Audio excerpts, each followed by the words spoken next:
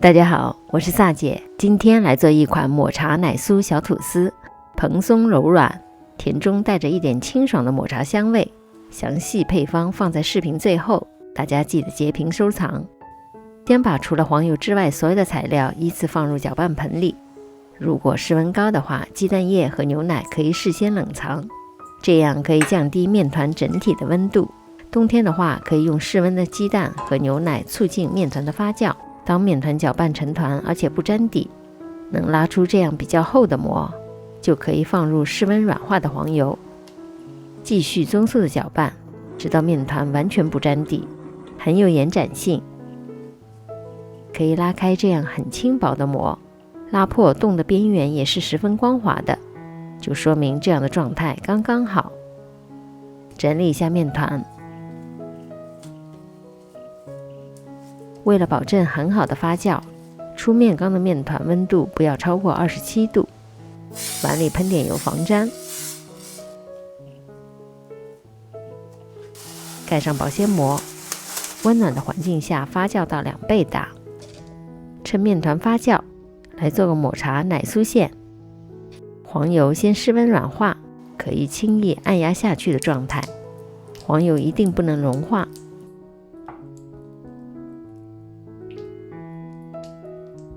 糖加入之后继续拌匀，直到细砂糖全部融化。牛奶记得要用常温或者30到40度左右的。如果牛奶温度过低，和黄油混合之后，就会出现油水分离的现象。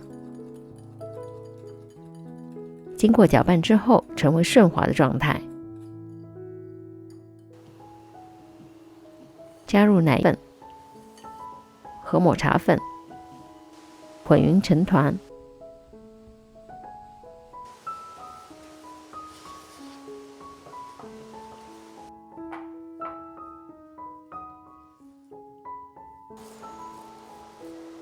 放入冰箱冷冻半个小时左右。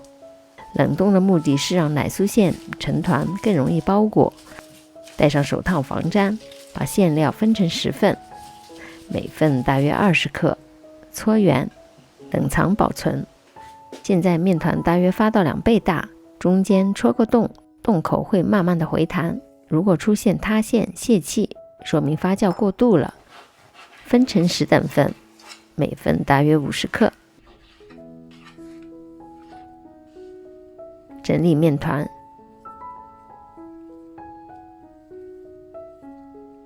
收口，搓圆，分口朝下，盖上保鲜膜，松弛10到15分钟。取一块面团，光滑面朝下，拍打排气，充分的排气可以让面团在之后的发酵中得到更好的膨胀。包入抹茶奶酥馅，收好口，压扁，擀成一个宽度8公分、长度20公分的面团。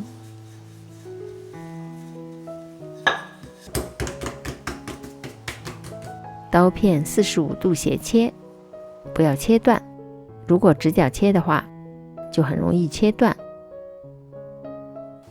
翻面，碾薄底部，这样连接处就不容易松开。放入这种纸质的小吐司盒里，尺寸打在屏幕上。放入室温75%、温度32度的发酵箱里，喷点水增加湿度。预热烤箱170度。发酵好的面团大了1倍多，轻按表面会慢慢的回弹，表面刷上一层薄薄的全蛋液。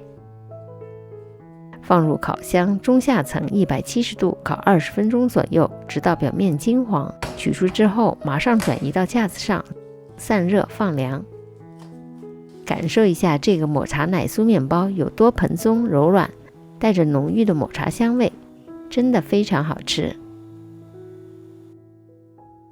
你学会了吗？赶紧动手试试吧！离开前别忘了点赞，关注我的频道。解锁更多好吃的面包和蛋糕。我们下期再见。